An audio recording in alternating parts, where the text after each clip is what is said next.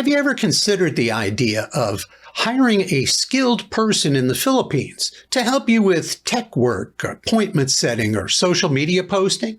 Well, check out this snippet from an interview I did with John Jonas, the founder of OnlineJobs.ph. John has a team of 37 full-time Filipino workers on his staff. And subsequent to our interview, I hired my first full-time video editor from his job site.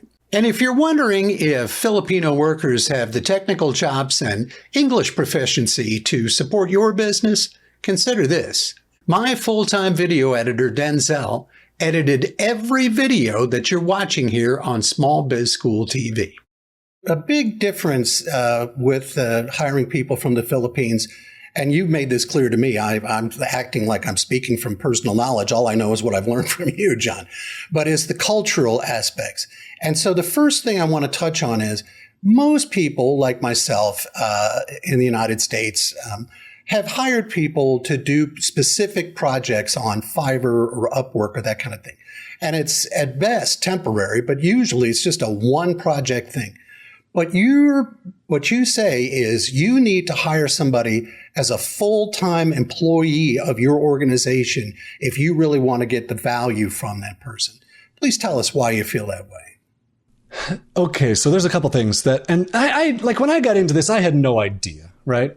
And so just so you know, I call them online Filipino specialists because I don't like the term virtual assistant. People think a virtual assistant is just a secretary. Mm-hmm. And that's not who I hire. And so think about this with me for a second. Like you want to do social media, you want to get social media work done. And so you hire someone on Upwork and they do a little bit of work for you, someone on Fiverr and they do a little bit of work for you. And it's a temporary thing. And as long as you're doing temporary work with someone, you're doing contract work, you're doing per project work, that is guaranteeing 100% turnover in your business. And that sucks. Along with that, you're making a commitment to yourself, which you don't realize this, but you're making a commitment to yourself. I'm not ready to work on my business. I'm just going to work in my business and have someone else work in my business with me. When you're ready to commit, and it's the same thing with paying people hourly. Paying hourly seems like such a good thing. Like, oh, dude, if I don't keep them busy, then it's not on me. Then it's not my problem, right? I just pay them for the time that they work. And if they finish their tasks, well, then I don't really care. That's saying to yourself, oh yeah, I'm definitely not committed to growing my business. Interesting. The other side is if you...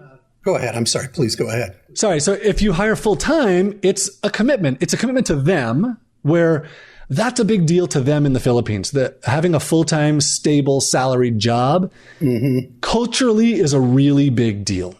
And then it's a commitment to yourself that you are going to work on your business. So as soon as that person finishes a task and you think it's going to take them 3 days and it only takes them 4 hours, which is like the first thing that happened to me, you got to do something about it. You can't just sit and have them unbusy. I mean, you can, but it's not very good. So for instant access to the full interview, go to radiofreeenterprise.com, type freedom into the search box, and click on the image in the search results.